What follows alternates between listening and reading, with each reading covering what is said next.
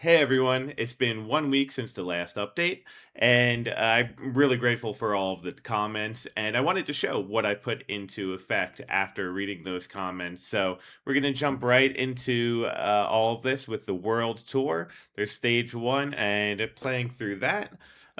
You'll see that the visuals are a bit cleared up now. I'm playing and talking, so excuse me if I kind of stutter on my words or gameplay. But there are a few different changes. So all the letters at the bottom, all of the scores and everything everything that's written on screen is a lot more easy to see. Um, and there's a countdown that's been implemented when you start each song, and there are a few other things along the way that I want to explain as well. So this again is the world tour mode where you choose instruments as you're playing through the song, and it changes the shape of the song and adds different instrument stems while you're playing. Again, this is a deck building roguelike rhythm game where you choose cards like this, and it changes how you play the game. It either increases your damage, it gives you special ability, or kind of helps you defend during your gameplay. So Mirror Lane is an interesting one where it will automatically automatically this one's a little too hard right now.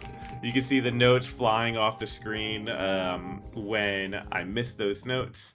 My spirit goes down all the way to 0. So there are a lot of different updates there visually. Um, I've improved this lantern out screen a little bit. I know there's a long way to go, but you'll notice too from that gameplay that the notes no longer scroll completely vertically. There's an option where you can have a completely vertical drop or scaled notes that kind of follow this background that I'm planning to make. Of course, I've got negative feedback for using like AI generated assets in this, but these are just placeholders to make sure that I am following everything along and understand visually where I want to go. So this is pretty close to where I want to go. But I also got some other feedback in designing the UI. So I decided to think deeper about the theme of Paper Tigers, and it didn't make sense for me aesthetically to have the main characters also be 2D if we're fighting off these kind of 2D or very thin paper characters. It made more sense to kind of go and have the player and the player's assistant, let's say, live in a 3D world so that they can fight off all of these like little paper tigers, right? Because we're just really scaring them off with music, and that's why I spent a lot of time creating this scene in Blender and then animating it in Godot. Godot is the main engine that I'm using, and you can see I'm still learning a lot. I'm using a lot of assets that are publicly available that I'll kind of swap out or make edits to. And these are all assets that I can legally use for commercial use too. So that whole, I don't know, bit of potential drama is completely out the window. Every one of these assets is free to use. So actually, I was inspired by thinking of Raccoon. I've been playing Raccoon recently, which is this roguelike game where you're doing a coin pusher machine. And I realized that almost the entire game is set inside of that coin pusher machine. But what makes it feel like a bigger world is the 3D environment at first. And it's nothing fancy. It's just something to let you know that, like, oh, there is a setting here. There is a world. So when I got the feedback about the UI last week, um, this whole area was just like a dark blue or black, and then it had all the information overlaying it. But what I would like to do instead now is have this world where the game lives in, and I've got some objects in there.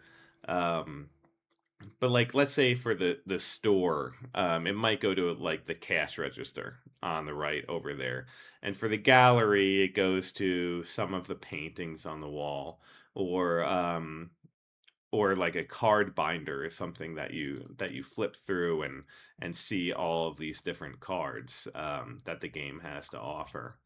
And then I don't know, maybe there's a giant gear also for the options. But I'm trying to create this room um, that you can live in while you're playing this game, and then see those interactions exist. So not everything's perfect. I mean, we got this guy just kind of chilling over here. This dog started surfing around after I made the fox walk. For some reason, the dog stopped walking. So I'm encountering errors all the time, but fixing those, making the game better. And I really appreciate the support for all the people watching this video. The response was so much better than I expected, where I mean, hundreds of people watched through the video. I could see that people were skipping through to the gameplay, so let me give a little bit more gameplay. Um, um, and that's why I wanted to start with the gameplay at the beginning of the video. This is still pretty much just like a Zoom call chat, but um, there are, I mean, things that I would like to consider more with this game. In the World Tour mode, the original design that I had was to allow the players to get instruments and also cards to build songs. But in the end, what I realized is a lot more fun is the simpler thing to develop, which is just having normal songs play out. Um, because it feels weird just to build the song stem by stem and have those MP3s play out. So ultimately, I don't know if I'm going to go with my original idea of building songs while I play. But I'm definitely going to lean further into the different mechanics that the roguelike genre can bring to rhythm games, and that's been a really fun challenge. But I wonder, okay, is this too much for people? Right now, I'm just basically hitting 4 notes, but it goes on to 6 notes, and the gameplay gets pretty crazy as you're progressing.